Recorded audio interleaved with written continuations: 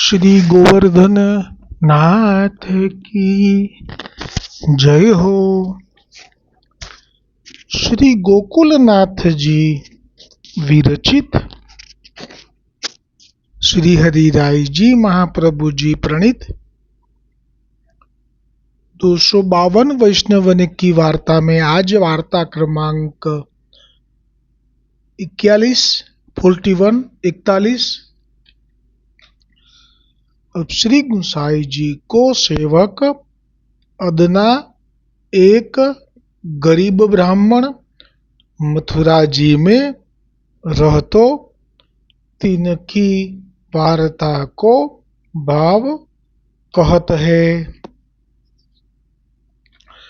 श्री हरिराय जी महाप्रभु जी વિસ્તારથી ભાવપ્રકાશનું વર્ણન કરતા કહે છે, ये राजस्व भक्त है, लीला में इनको नाम रूप देवी है। ये मधुर एक्शन आते प्रगटी है, ताते इनके भाव रूप है। स्वरूप देवी को स्वरूप बहुत सुंदर है, मानो साक्षात रूप की मूर्ति है। एक दिन श्री ठाकुर जी ने मधुरेक्षणा रूप देवी की बहुत सराहना कीनी। साक्षात श्री कृष्णचंद्र प्रभुए व्रजમાં જ્યારે આ લીલા કરી રહ્યા હતા ત્યારની વાત છે કે મધુરેક્ષનાથી આ પ્રગટી છે, એટલે મધુરેક્ષનાને કીધું કે આ રૂપદેવી જે છે એના જે વખાણ કર્યા, સરાહના કરી। बात मधुरेक्षना ने रूपदेवी सो कही, जो आज श्री ठाकुर जी ने तेरी बहुत सराहना कीनी है, ताते तू इन उनते मिली। तब रूपदेवी ने कहो, जो मिलनो कहाँ होई। आ एक ज एवो प्रसंग है, आ 252 वैष्णव ने 84 वैष्णव जेटला पण प्रसंगो छे एमांथी के साक्षात श्री प्रभुए जेमना दर्शन योगीओ ने दुर्लभ छे, असंख्य वर्षों सुधी तप करे छे तो पण ए दर्शन संभव नथी। ए प्रभुए सामेथी जेनाथी एमनुं प्रागट्य छे ए मधुरेक्षनाने कह्युं, એટલે કે એની સરાહના, એટલે કે એના રૂપના વખાણ કર્યા। એટલે મધુરેક્ષનાએ તો પ્રસન્ન થઈ ગઈ કે મારાથી પ્રગટેલી છે આ, અને એના જે ઠાકોરજી આવી રીતે વખાણ કર્યા એટલે કેટલું સૌભાગ્ય કહેવાય કે પ્રભુ સામેથી। એટલે એણે તો જઈ અને સિદ્ધિ પોતાનાથી પ્રગટ થયેલી એ રૂપદેવીને કહ્યું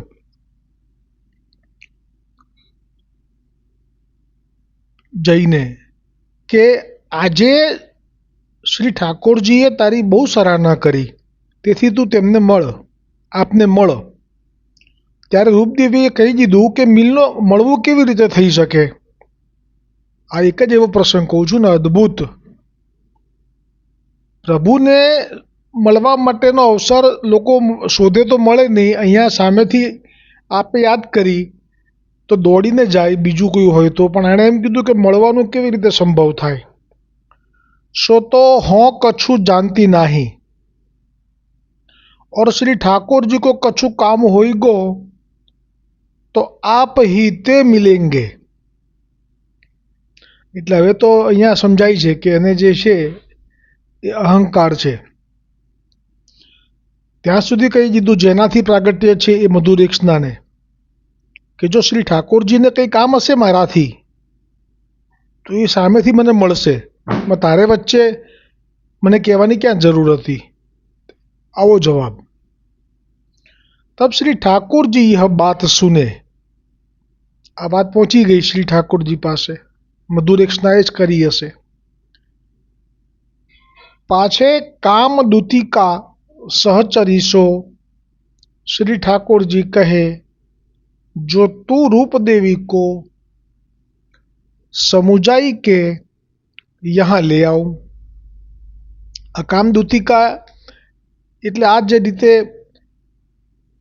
અહીંથી સંદેશો ત્યાં લઈ જાય, ત્યાંથી સંદેશો અહીંયા લાવે, એ કામ કરે, એને સહચરી કહેવાય. બહુ જ સેવાઓ છે. જે ગોલોકમાં સેવાઓ છે ગોપીઓની, એ અલગ અલગ છે. એ ગર્ગ સંહિતામાંથી એક વખત હું વાંચીને આપને સૌને લાભ આપીશ. જેટલું યાદ છે એટલું કહી દઉં છું કે જેમ ઠાકોરજીને આરોગાવાની સેવા જેમને છે એ જ કરે, પછી સજ્જિયાની સેવા જે છે એ જ કરે, પછી દ્વારપાલિકાની જે સેવા છે, જગ્યાએ ઊભા રહીને ચોકીદારી, જે ગર્ગ સંહિતામાં આવે છે, વિષ્ણુ ભગવાન, મહાદેવ, ઇન્દ્ર, સૂર્યનારાયણ બધા ગયા અને જે ગોલોકમાં પ્રવેશ કરતા પહેલાં જે આવી પહેલાં રોકવા માટે અને પૂછવા માટે કે કયા બ્રહ્માંડમાંથી આવ્યો છો, એ ચંદ્રાનના હતી મુખ્ય.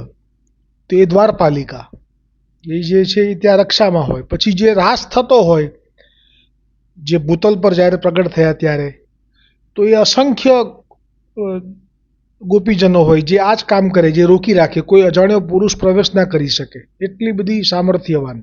જેવી રીતે મહાદેવજી અને આસુરી મુનિને જાણ થઈ કે પ્રભુ અહીંયા ભૂતલ પર આ બ્રહ્માંડમાં પ્રગટ થયા છે એટલે લાભ લઈ શકાય. પણ જે ગોલોક છે એમાં તો સાક્ષાત શ્રી ગુસાઈજીના પ્રેરણાથી જ કહી દીધું છે વલ્લભાખ્યાનમાં ગોપાલદાસજીએ કે આવો માર્ગ શ્રી વલ્લભ વર્ણો જ્યાં પ્રવેશ નહીં વિધિહરનો. પણ અહીંયા તો અધિકાર હતો એટલે આવેલા, પણ તે બધી જે હતી આ રોકવાવાળી દ્વારપાલિકાઓ જે જગ્યા ચોકીદારી કરતી હતી કે ના જવા દીધા.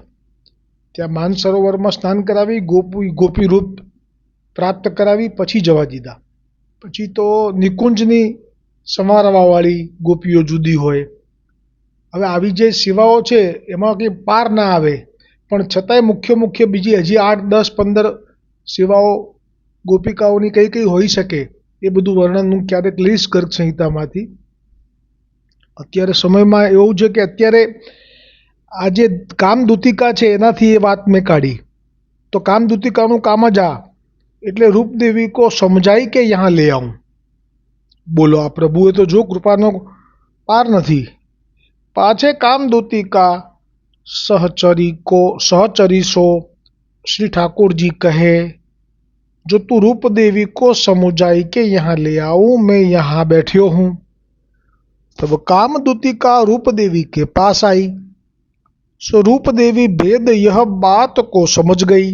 बोलो, रूपदेवी ने એ ખબર પડી ગઈ કે આ આવી રહી છે મારી પાસે, જરૂર ઠાકોરજીએ જ એને મોકલી છે મારે માટે. સો રૂપદેવી તહાં તે ચલણ લાગી. એટલે આ તો કેવી કહેવાય, ખરેખર એટલો વિરોધાભાસ છે આ લીલામાં. આ એક જ એવી લીલા છે કે જેમાં બહુ વિરોધાભાસ છે. અને પ્રભુનો જો સ્વભાવ છે, જ્યારે કોઈ આવું કરે, પ્રભુની અવહેલના કરે તો જ કોડ થાય. એ પણ પ્રમાણ મળશે, હું આગળ વાત કરીશ જ્યારે કોડ થશે ત્યારે. સો રૂપદેવી તહાં તે ચલણ લાગી. तब कामदूती का रूप देवी सो कहे, रूप देवी श्री ठाकुर जी तो को याद करत है, ताते तू बेगी चल, हो तो को लेन पठाई हूं. श्री ठाकुर जी बिलास बट पे तेरो पेंडो देखत है. बिलास बट એટલે વિલાસ નામનું કોઈ વડનું વૃક્ષ હશે, કાં તો એ સ્થાનનું નામ વિલાસ વડ હશે. એ વડની નીચે આ બિરાજ્યા છે અને તેરો પેંડો એટલે તારી રાહ જુએ છે. તબ રૂપદેવી ગર્વ સો કહે, અહંકાર છે એને રૂપનું. એટલું સુંદર રૂપ છે કે એને પોતે પોતાનું રૂપ જોઈને જ ખુશીથી ફૂલી સમાતી નથી કે આવું રૂપ આટલું સુંદર, પણ આ ખરેખર તો પ્રભુને ભોગ માટે છે. એ એના સીધી વિસ્મૃતિ થઈ ગઈ છે, એટલે આ અહંકાર આવ્યો છે. તબ રૂપદેવી ગર્વ સો કહે, જો હો તો અપની અભી આઈ શકત નાહી.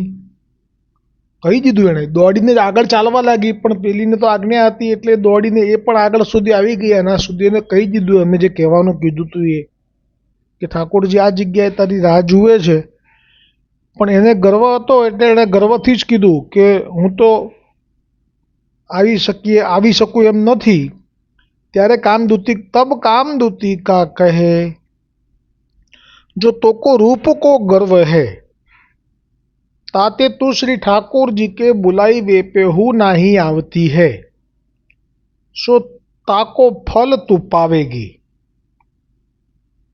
और श्री ठाकुर जी के तो सारीखी अनेक व्रज भक्त है, એટલે કે ગોપીજનો।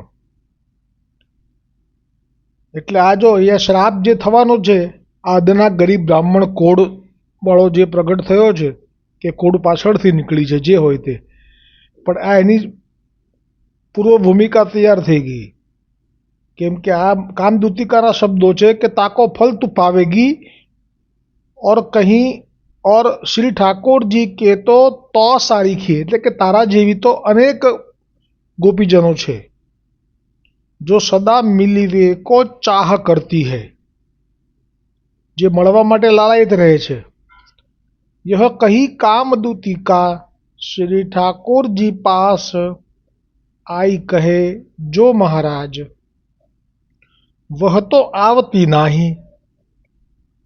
तब श्री ठाकुर जी रूप देवी पर अप्रसन्न है और कुंज में पधारे।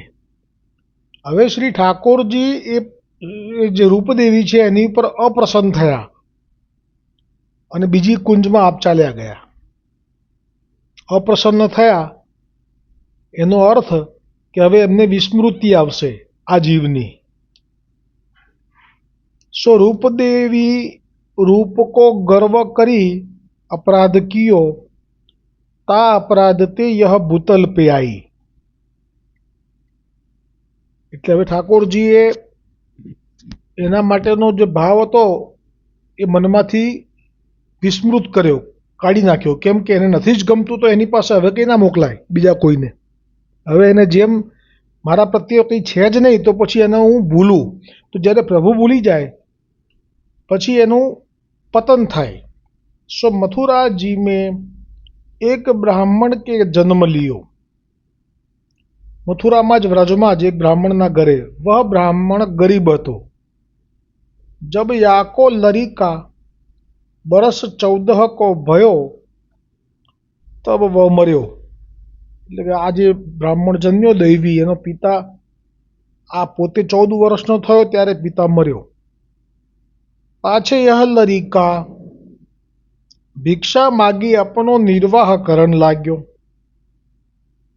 सो एक समय श्री गुसाई जी मथुरा जी में बिराजत है, ये वखते मथुरा में था। तब वह लरिका भिक्षा मागत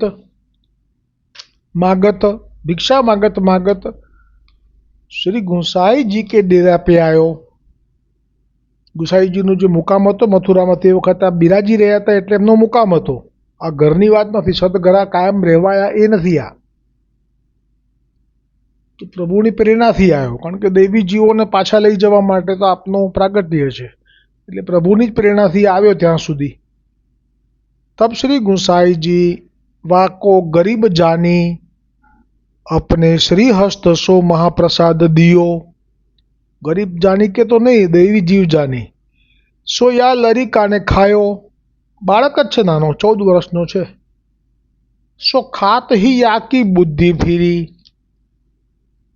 तब तो यह लरिका दूसरे दिन फेरी श्री गुसाई जी के दर्शन को आयो।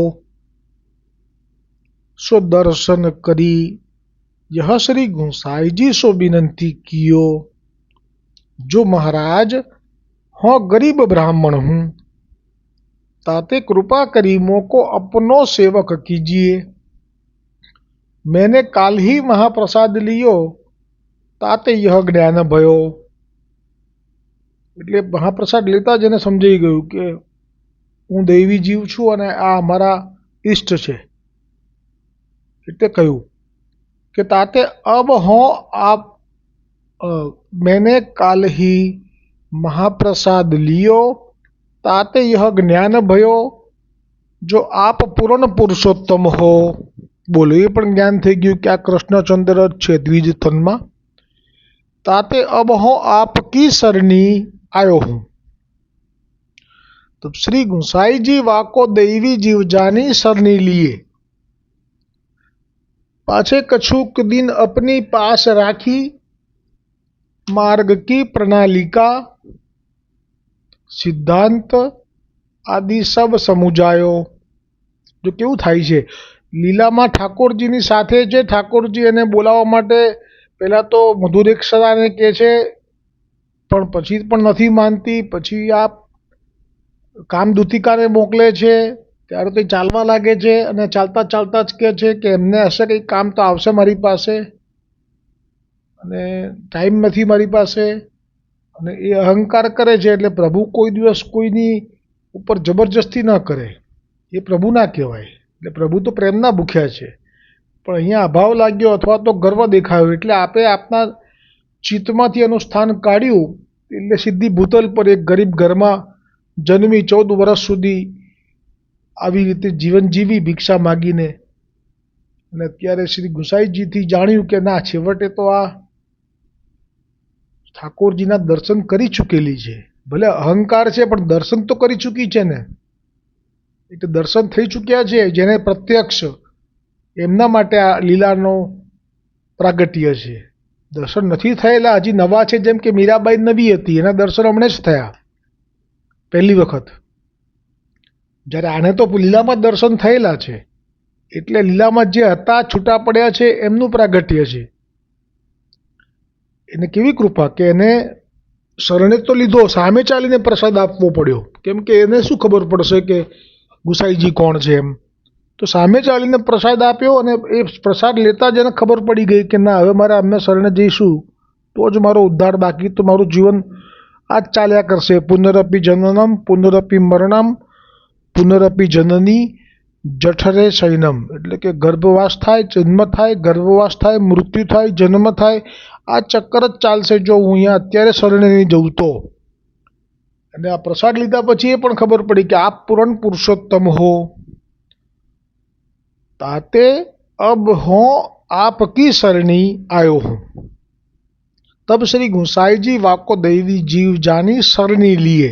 सरणी लिए એટલું જ લખ્યું છે, આમાં નામ અને બ્રહ્મસંબંધનો ઉલ્લેખ નથી, એટલે જરૂરી નથી કે બ્રહ્મસંબંધ આપ્યો હશે, નામ આપ્યું હોય તો પણ ચાલે, કારણ કે સેવા તો થવાની નથી। પાછે કછુક દિન अपनी पास રાખી માર્ગ કી પ્રણાલિકા સિદ્ધાંત આદि બધું સમજાવ્યું। पाछे यह ब्राह्मण श्री गुसाई जी की आज्ञा मांगी श्रीनाथ जी द्वारा आई रहो। ત્યાંથી સીધો, કારણ કે હવે એમને ખબર પડી ગઈ કે મારું મૂળ જે છે, જેમનો મેં અપરાધ કર્યો હતો, એક તો આ દ્વિજ તનમાં છે એ ગુસાઈજી, અને બીજા જે, એ તો ગુસાઈજી જે છે એ તો દર્શન અત્યારે થાય છે, પછી આપ જ્યારે વિજય કરશે દેવી જીવો માટે તો પછી આપનું જ સ્વરૂપ એ ગોવર્ધનનાથજી, પછી એ મને દર્શન આપશે। એટલે એ શ્રી ગોવર્ધનનાથજી જતીપુરા આવીને રહ્યો, ત્યાં ચૂકતી કરી દેહ નિર્વાહ કરતો। પણ હવે એને કેટલો આનંદ છે, શરણે આવી ગયો છે, એટલે હવે એને લાગતું નથી કે હું ગરીબ બ્રાહ્મણ છું એમ, કેમ કે સાક્ષાત ગોવર્ધનધર એમની શરણાગતિ એને પ્રાપ્ત થઈ ગઈ।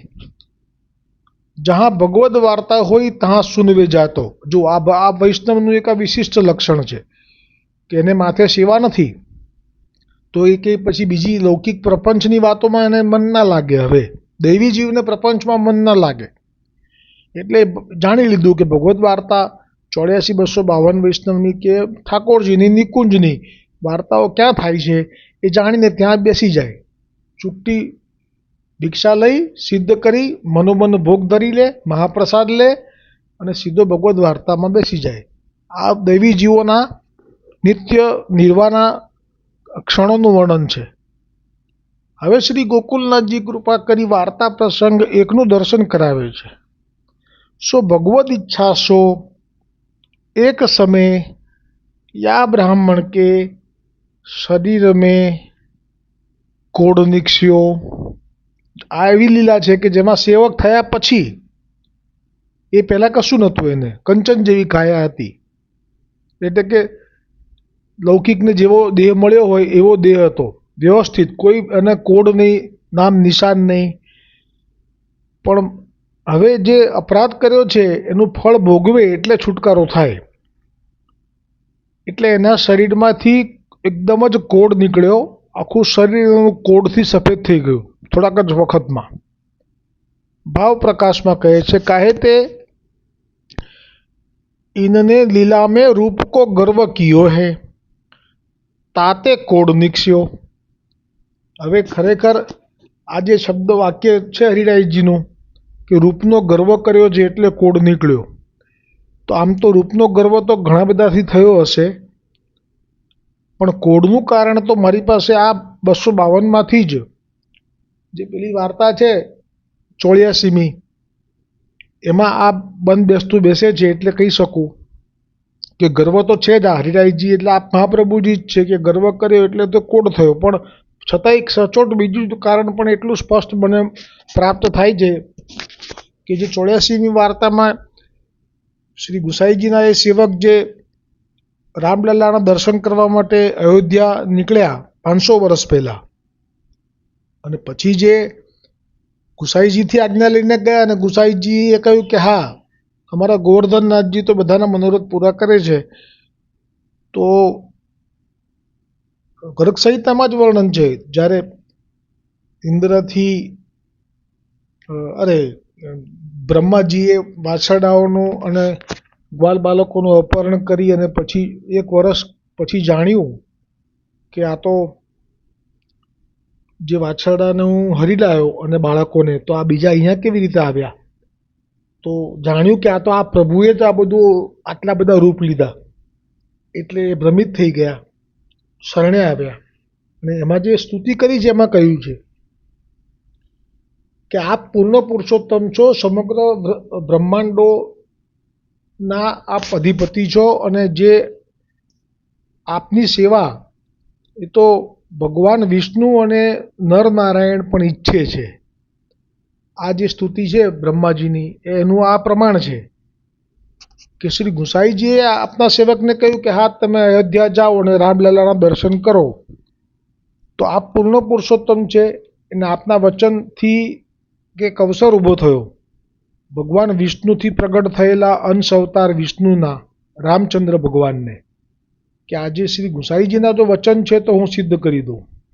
અને એટલે જ એ પહોંચે એ પહેલાં તો અયોધ્યા જ પ્રગટ થઈ ગઈ જે ત્રેતાયુગમાં હતી, અને જે મહેલ હતો ત્રેતાયુગમાં રામચંદ્રજી ભગવાનનો એ પ્રગટ થઈ ગયો.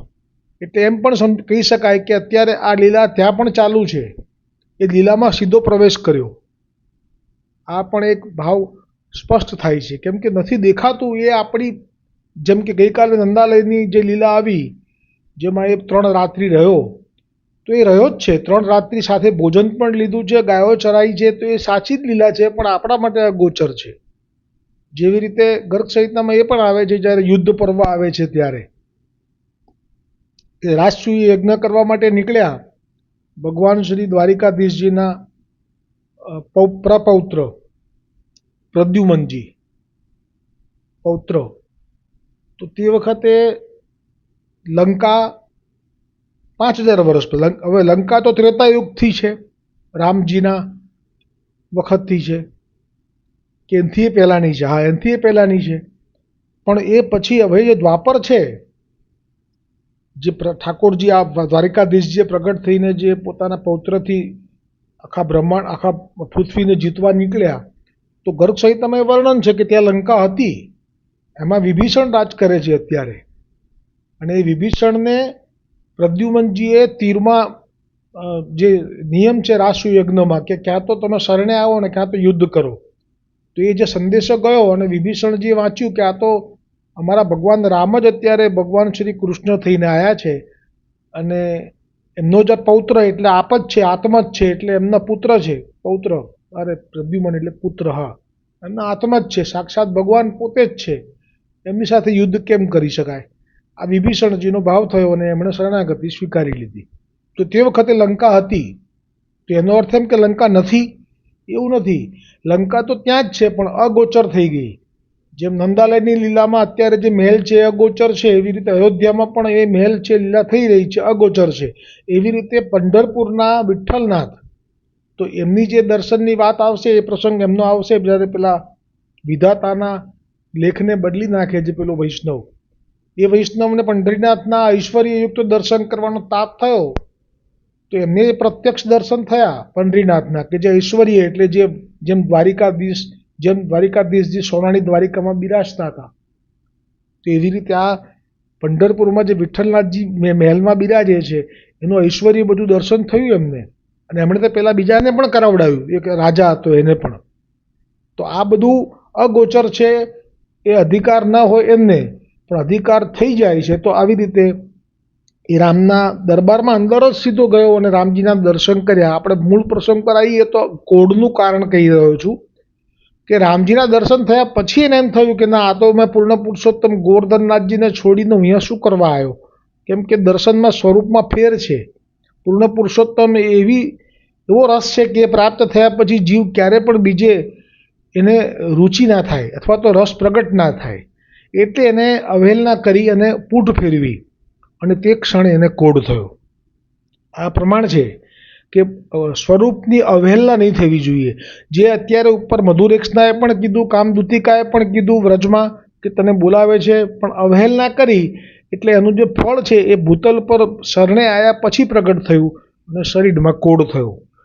એટલે આ જે કોડ છે એ પછી તો પેલા જે રામચંદ્રજીથી કોડ થયો એ તો લીલા હતી, એને કસોટી જોઈ હતી રામચંદ્રજીને કે કેવી નિષ્ઠા છે એની શ્રી કૃષ્ણમાં, એટલે આવું કર્યું.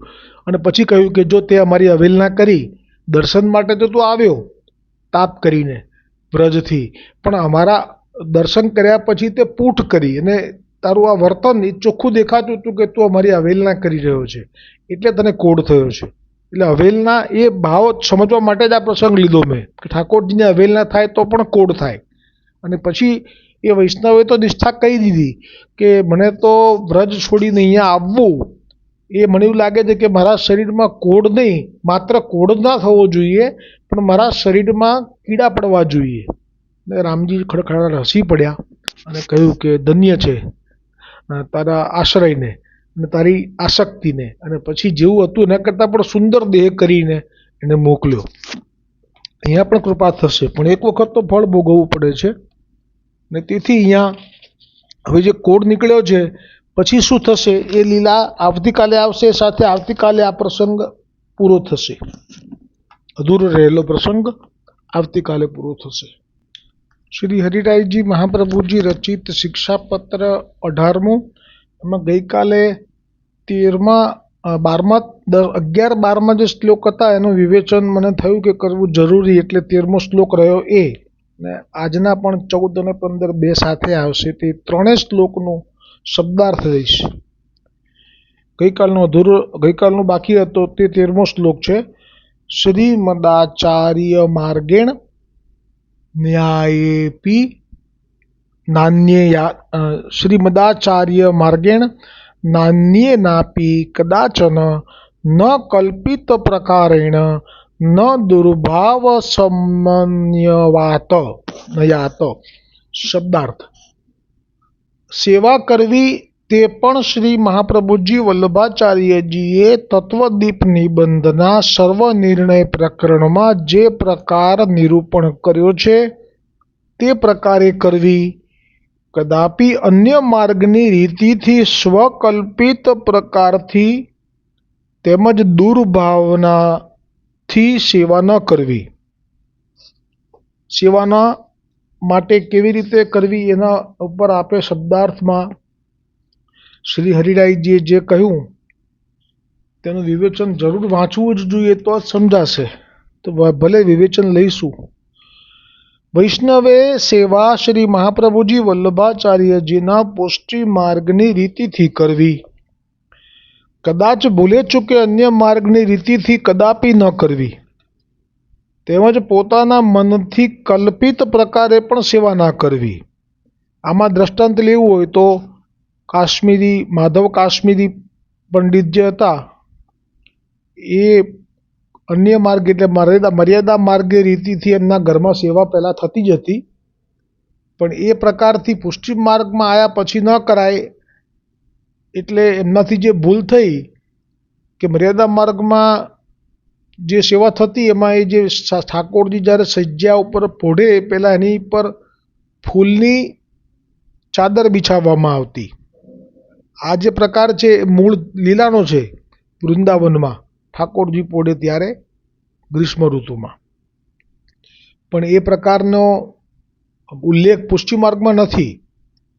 તેની પાછળના કારણો તે પ્રસંગમાં આવે છે કે શા માટે ઠાકોરજીને શ્રમ પડી શકે છે આવી રીતે કરવાથી એ. પણ આ કરતા અને એમાં એમનાથી જે સોય રહી ગઈ અને ઠાકોરજીને જે શ્રમ પડ્યો એ જ સોય તીર બનીને એમના હૃદય ઉપર વાગ્યું અને છેવટે દેહ છૂટ્યો. એટલે એમનો જે પ્રારબ્ધ કર્મ તો એમનાથી ભોગવાવડાયું અને પછી લીલામાં તો પ્રાપ્તિ થઈ ગઈ.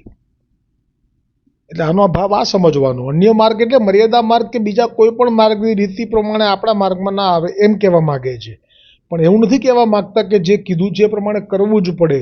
એટલે એ વાત નથી. મહાવનની ક્ષત્રાણી છે, મહાવનની ક્ષત્રાણી નહીં, એક બ્રાહ્મણી અડેલની લગભગ, હા તો એ જે અડેલની બ્રાહ્મણી, તો એ જે સેવા કરતી એની નિષ્કંચન પણ એટલું બધું હતું કે એક જ એની ઓરડી હતી, એમાં જે રહે એમાં જે બધું જીવન જીવે. તો એ ઠાકોરજીને જ્યારે સેવા કરતી ત્યારે એને દેખાતું નહીં આંખે સરખું, અને એ રીતે ઠાકોરજીને પણ ભોગ ધરવામાં પણ એને ભાવ અને સ્નેહ એટલો બધો હતો કે જેથી એને કોઈ ઠાકોરજી એને અંગીકાર કરી લેતા.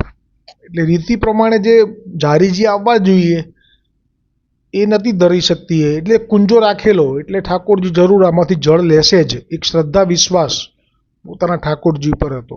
તો ઠાકોરજી એવી રીતે લેતા હતા પણ ખરા. પછી રોટલી કરતી જાય અને પછી એ ઠાકોરજી એ રોટલી કાની આપી જ નથી, હજી તો રોટલી કરીને રાખી છે અને ઠાકોરજી લઈ લેતા હતા. એટલે પછી એમ થાય કે આ મારા ત્યાં ઉંદર ને બધા છે, બિલાડીને એ લોકો લઈ જતા હશે. એટલે થપ આવે કે એ ઉંદર એ બિલાડી તમે જતા રહો, મારા ઠાકોરજી માટે કરું છું આ. તો આવી રીતે સેવા કરતી. પછી આની ફરિયાદ કરી શ્રી વલ્લભને. અડેલમાં જ હતા એમના પડોશમાં, એટલે એક વૈષ્ણવ. તો મહાપ્રભુજી તો આપ સાક્ષાત અણુમાં વ્યાપક છે, પૂર્ણ પુરુષો અપૂર્ણ બ્રહ્મ છે. એટલે આપે કહ્યું કે ઠાકોરજી કોઈ સ્નેહથી બંધાઈ જાય પછી રીતિની આવશ્યકતા નથી. એટલે રીતિ એ ત્યાં ના આવે. અને દ્રવ્યથી જ સેવા થાય કે મેળ મર્યાદાથી બધું કરે તો જ સેવા થાય એવું પણ નથી. એમ કરીને આપે આ વિષયમાં વચનામૃત કર્યા છે. એમના 84 વૈષ્ણવમાં આવી ગયા છે. છતાંય બીજી વખત તો એ સાથે ચાલ્યા હશે ને માર્ગમાં ઘર આવ્યું એટલે લઈને ચાલ્યા કે જાઓ, ચલો મને બતાવું તમને હું. અને પછી તો મહાપ્રભુજી પાછળ એવો પડી ગયો વૈષ્ણવ કે ત્યારે આ બધી લીલા જોઈ સાક્ષાત શ્રી વલ્લભે પ્રવેશ કરીને કે ઠાકોરજી સ્વયં આરોગી રહ્યા છે. રોટલી જીવી તો સિદ્ધ કરીને રાખે છે, ત્યાં ઠાકોરજી લઈ લે છે અને આરોગી જાય છે. પછી પેલા વૈષ્ણવને કહ્યું કે હવે તું સમજી ગયો ને આ કહે છે કે રાજ તમે આવ્યા, મને ખબર નહીં, મને દેખાતું નથી. ત્યારે મહાપ્રભુજી કહે છે કે તારા ઉપર પ્રસન્ન છે ઠાકોરજી, તું તો ભાગ્યશાળી છે. એટલે અહીંયા કોઈ એવો અર્થ ના કાઢે કે સ્વકલ્પિત પ્રકારથી, એટલે પછી ડરી ના જાય કે આટલું જોઈએ જ, આટલું જોઈએ જ, આટલું જોઈએ જ, એવું નથી. આમાં આવી ગયું આગળ યથાશક્તિ સેવા કરવાની આજ્ઞા છે પુષ્ટિ માર્ગમાં. નહીતર તો શ્રી ગુસાઈજી એવી આજ્ઞા જ ના કરત અસારવાની મા દીકરીને કે તમે જે વસ્ત્ર લાવો એમાંથી ટુકડો કરીને વસ્ત્ર સિદ્ધ કરીને ધરજો, અને તમે જે બાજરો કરો છો સિદ્ધ તો એ જ તમે ધરજો, બંટામાં પણ એ જ ધરજો. આવું ના કરે. યથાશક્તિ. તો અને કે છે કંઈ મન કલ્પિત ન કરવી અને ન સમજાય તો વૈષ્ણવે રૂઢ પુષ્ટિ માર્ગીય ભગવદી અને પૂછી લઈને સેવા કરવી. સર્વથા દુર્ભાવથી ન કરવી. સ્વલ્પ સમૃદ્ધિ હોય અને તેથી જો ઉત્તમ વસ્ત્ર આભરણ પ્રાપ્ત ન થાય તો દુર્ભાવ મનમાં સંકોચ ન થવા દેવો. આ બસ એટલે જ આ જ ભાવ આવ્યો. મેં કીધું ને કે નતું તો કંઈ નહીં, ઠાકોરજીને એ બધાથી કંઈ લેવા દેવા નથી. નહીતર તો પદ્મનાભદાસજીના માથે બિરાજતા મથુરેશજીએ છોલા 4 દિવસ લીધા હોય તો આપણે ઘરમાં બી 4 દિવસ એકનું એક લઈએ તો આપણને ના થઈ જાય કે કંઈ આ તો ના મજા આવી, એકનું એક હબકે ચડી ગયું. હબકે શબ્દ છે ગુજરાતીમાં. એવું નથી થતું ઠાકોરજીને. એમણે તો કીધું કે ના, મને તો તારા ભાવમાં તારા પ્રેમમાં એટલો આનંદ છે કે મારે વલ્લભના ઘેર નથી પધારવું. વલ્લભે જ કૃપા કરીને 72-70 ફૂટના હતા અને 24 ઇંચના કરી આપ્યા હતા. મથુરેશજી પ્રભુને, અને તોય ના પાડી કે ના મારે ત્યાં નથી જવું. એટલે આમાં કંઈ સંકોચ નહીં રાખવાનું એવું કહે છે. અને હવે આ 14મો અને 15મો શ્લોક છે એમાં શબ્દાર્થ જ લઈશ કારણ કે સમય જાય છે. 14-15મા શ્લોકમાં એમ કહે છે કે શ્રી યશોદાજીના ખોળામાં લાલિત શ્રી કૃષ્ણને પરમ તત્વ જાણીને શ્રી મદાચાર્યજી તેમના પુત્ર અને શ્રી વ્રજ ભક્તો વિના અન્ય કશા પર તેમના તુલ્ય બુદ્ધિભાવ રાખવાથી સર્વથા નાશ થાય છે એવો દ્રઢ નિશ્ચય રાખવો. આ તો બહુ જરૂરી છે. આજે તો વિવેચન જરૂર કરવું પડશે, ભલે આજે અન્ય છૂટી જાય. કારણ કે આમાં તો આજ્ઞા થઈ શ્રી હરિરાયજી મહાપ્રભુજીની કે પહેલાં તો કીધું કે શ્રી યશોદાજીના ખોળામાં જે ઠાકોરજી છે એમને જ પરમ તત્વ જાણજો. એટલે આનો અર્થ એવો થયો કે શ્રી ઠાકોરજીના તો અલગ અલગ કેટલા બધા ધામ છે. સાકેત ધામ છે, વૈકુંઠ ધામ છે, બદ્રીનાથ ધામ છે, એટલા બધા ધામ છે. એકે ધામમાં આપણે નથી જવાનું. આપણો ભાવ છે યશોદાજીના ખોળામાં ખીલી રહેલા એટલે ગોલોકપતિ. એ ક્લિયર કર્યું.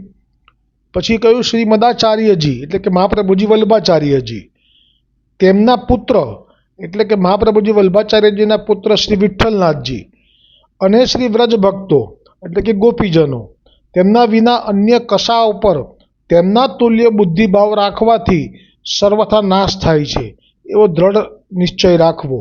આમાં તો આપણે તો એટલી હદ સુધી સ્પષ્ટતા કરી દીધી કે તમારે શ્રી મહાપ્રભુજી વલ્લભાચાર્યજી, તેમના પુત્ર એટલે શ્રી વિઠ્ઠલનાથજી અને ગોપીજનો એમના પ્રત્યેનો જે ભાવ છે એ બુદ્ધિભાવ જે છે એ તમારે બીજા કોઈ ઉપર પણ જો રાખશો, કોઈ એટલે પછી બધા આવી ગયા, તો તમારો સર્વથા નાશ થશે. આટલી મોટી વાત. કેમ કે જેમણે કર્યું છે પ્રાગટ્ય પુષ્ટિ માર્ગનું એ માત્ર મહાપ્રભુજી વલ્લભાચાર્યજી છે.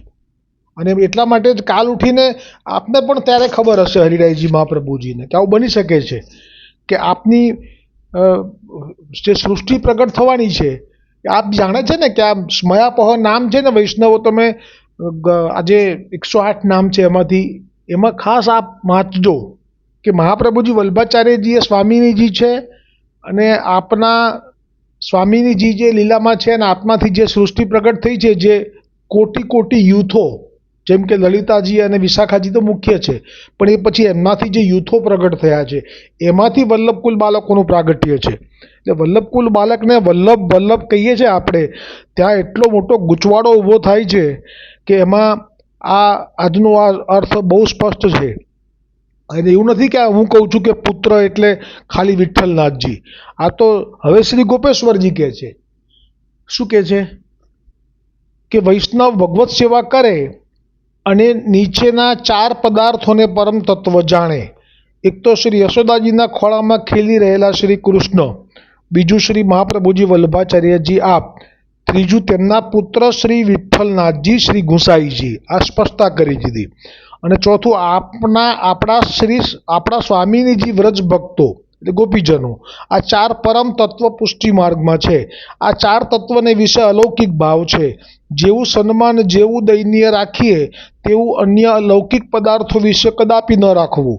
એ 4 પરમ તત્વ વિશે ઉત્તમોત્તમ ભાવ રાખવો.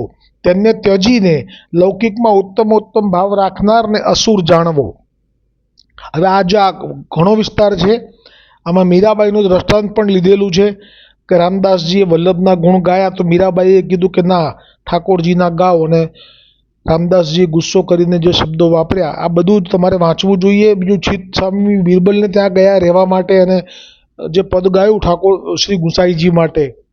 તો આ જે વાત છે એમાં આજકાલ જે મુખ્ય હરિરાયજી મહાપ્રભુજીએ શિક્ષાપત્રમાં આજ્ઞા કરી છે કે વૈષ્ણવોએ જેમ કે અત્યારે માર્ગની સ્થિતિ પતી જાય પછી એનું દુઃખ પડવાનું છે, એની એ વખતે શ્રી હરિરાયજીને તો આપ ઈશ્વર છે, આપ પણ મહાપ્રભુજી જ છે, એટલે આપે જાણી લીધેલું કે આ થવાનું છે. જે વાત થઈ છે ગોકુલનાથજી સાથે ગોવર્ધનનાથજીને પેલી કુલે ધરી અને પ્રસન્ન થયા વગેરેમાં, તે વખતે જ આપે આ પરિસ્થિતિ નક્કી થયેલી હતી કે આટલી સાલમાં પૂરી થાય છે સ્થિતિ. તો મહાપ્રભુજી હરિરાયજી મહાપ્રભુજીએ એનું નિરાકરણ પણ કરી લીધું છે. આવશે શ્લોક હરિરાયજીના શિક્ષાપત્રમાં કે માર્ગની સ્થિતિનું દુઃખનું નિવારણ કરવું હોય તો શ્રી મહાપ્રભુજી વલ્લભાચાર્યજીનું સ્મરણ કરવું. તો તત્ક્ષણ એ દુઃખ દૂર થશે. એટલી કૃપા વરસાઈ છે મહાપ્રભુજી વલ્ભાચાર્યજીથી જ ખાલી, કે કશું કરવાની ના પાડી છે હરિરાયજીએ. અત્યારે શું થાય છે કે જે કોઈ પણ બાળકો છે એ પ્રચાર પ્રસાર કરે છે તો એ મહાપ્રભુજી વલ્ભાચાર્યજીને મુખ્ય સ્થાન પર નથી રાખતા. એ પોતે જ પોતાનું સ્થાન પોતાના સેવકોમાં શોધે છે, અને ત્યાં સુધી શોધે છે કે એમની જે કારમાં એ જે રાખે છે ચિત્રજી, એ પણ એ પોતાનું જ રાખે છે. જેમ કે અન્ય એક માર્ગ છે આખો મર્યાદા માર્ગથી ભિન્ન અક્ષર બ્રહ્મનો, તો એમાં જે મૂળ હતા જે એમના ભગવાન સદાનંદ સ્વામી, તો એ મુખ્ય એમનામાં કહેવાય. પણ પરિસ્થિતિ અત્યારે પલટી ગઈ છે. અત્યારે તો દરેકે દરેકના સેવામાં એ સિવાય જે બીજા અત્યારે નવા પ્રગટ થયા એમના પણ વંશજો કે જે પણ માર્ગમાં જે રીતિ છે, હવે એમના ચિત્રો રાખવાના શરૂ થઈ ગયા.